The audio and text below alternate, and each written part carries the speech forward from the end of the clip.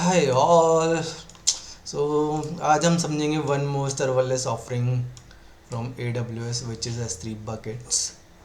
सो अगर आपको याद हो तो लास्ट टाइम हमने समझा था कि how to create not create what is S Q S. So उसी तरीके से एक सर्वरलेस ऑफरिंग और है S three bucket. So serverless का मतलब ये नहीं होता है, पहले ये समझ लो कि सर्वरलेस का मतलब ये नहीं होता है कि सर्वर है ही नहीं।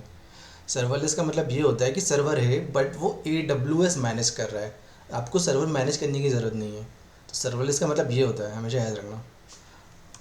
और एस थ्री बकेट जो रहते हैं वो ऑब्जेक्ट स्टोर करने के लिए यूज़ करते हैं। जैसे आपकी सी एस वी फाइल्स है या कोई वीडियो है आपकी या इमेजेस हैं, तो वो आप इसमें स्टोर कर सकते हो। बट अब आप ये सोच रहे होगे कि यार मैं वो अपने सर्वर पर भी तो स्टोर कर सकता हूँ डायरेक्टली, इसमें स्टोर करने का क्या फ़ायदा है।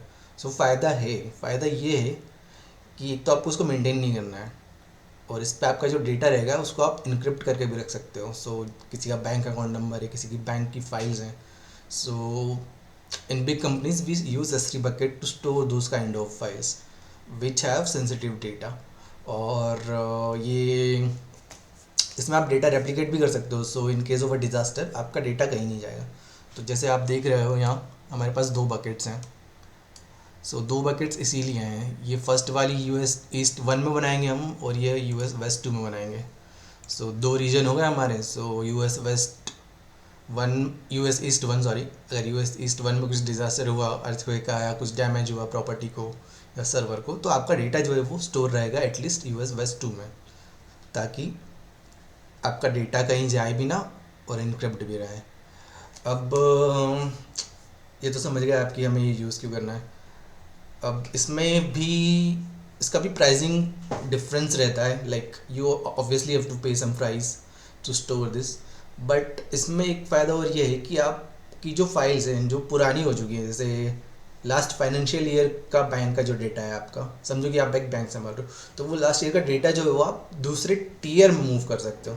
सो इसमें एस में टीयर्स होते हैं। सो पहला होता है स्टैंडर्ड, इसमें आपको ये स्टैंडर्ड है, मतलब इसमें रीड राइट कैपेसिटी काफ़ी नॉर्मल रहेगा। बट जैसे समझो कि आपकी जो पुरानी फाइल्स है, अब वो तो आप रीड नहीं करोगे कभी भी, राइट। सो आप उसको लोअर टीयर में मूव कर सकते हो, जो कि रहता है इनफ्रिक्वेंट एक्सेस, फिर रहता है ग्लेशियर, फिर रहता है ग्लेशियर डीप डाइव, ऐसा करके काफ़ी टीयर्स रहते हैं। सो उसमें आप डेटा मूव कर सकते हो, तो आपको उसका लेस पे करना पड़ेगा।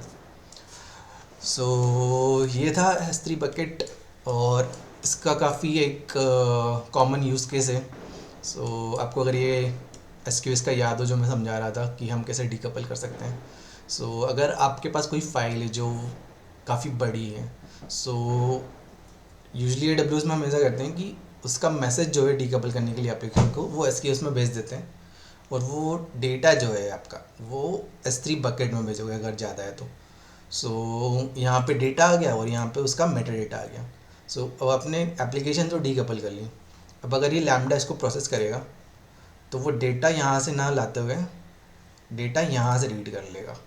सो ये याद रखना, अगर कि आपका ऑब्जेक्ट या डेटा जो है is bigger in size, is big in size, so you have to use S three bucket to store it. You can not use S Q S, क्योंकि एस क्यू एस का limit होता है 1 MB कर दिया अभी, बाकी पहले 256 KB था। So that's it for the S three buckets. अब next in next lecture we will use